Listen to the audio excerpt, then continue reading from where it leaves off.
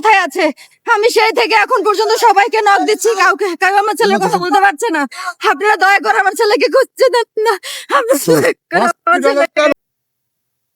দর্শক, এই মুহূর্তে দিয়াবাড়িতে কিছুক্ষণ আগে অর্থাৎ দুপুরে একটার কিছু পরে কিন্তু বিমান বাহিনীর একটি প্রশিক্ষণ বিমান, সেনাবাহিনীর একটি প্রশিক্ষণ বিমান F-Jet F-7, যাই হোক নাম্বারটি আমার এই মুহূর্তে মনে পড়ছে না, কিছুক্ষণ আগে এটি বিধ্বস্ত হয়।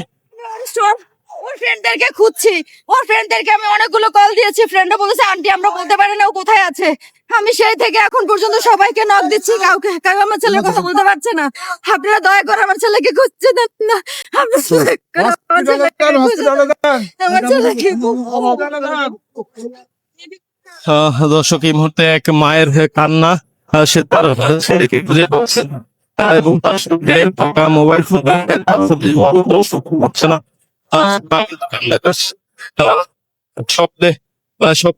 সকলের কাছে সহযোগিতা চাচ্ছেন তার সন্তানকে খুঁজে পাওয়ার জন্য। আমরা দেখতে পাচ্ছি যে ফায়ার সার্ভিসের ইউনিট তারা কিন্তু কাজ করছে, এই মুহূর্তে কিন্তু 8টি ইউনিট কাজ করছে।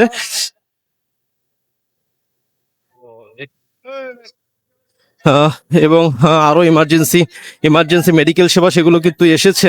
আমরা দেখছি যে সেনাবাহিনী, পুলিশ তারা কিন্তু কাজ করছেন এবং ছাত্ররা কিন্তু এই মুহূর্তে তারা কিন্তু ট্রাফিকের দায়িত্ব পালন করছেন এবং শৃঙ্খলা দায়িত্ব তারা কিন্তু পালন করছেন। যত দ্রুত সম্ভব তারা কিন্তু এখানে নিয়ম শৃঙ্খলা অর্থাৎ রাস্তা যেন ফাঁকা থাকে, জরুরি সেবা যেন সঠিকভাবে আসতে পারে, সেজন্য কিন্তু তারা কাজ করে যাচ্ছেন।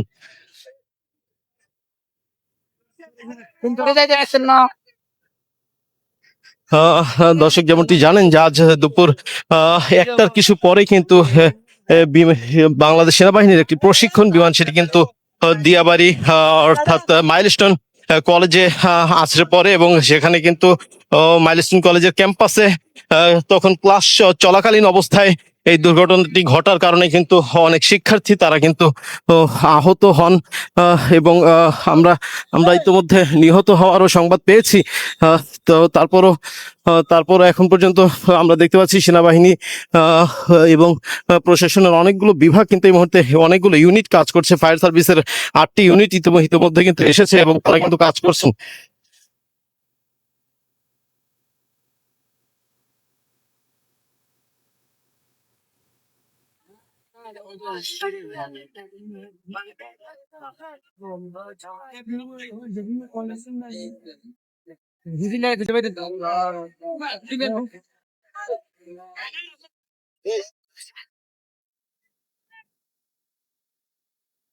দেখি ভাইয়া একটু দেখি ভাইয়া, এই দেখি বাবু একটু দেখি।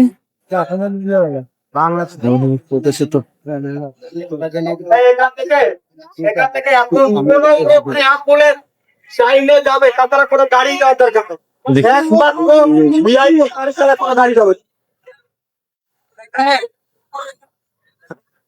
ঠিক আছে।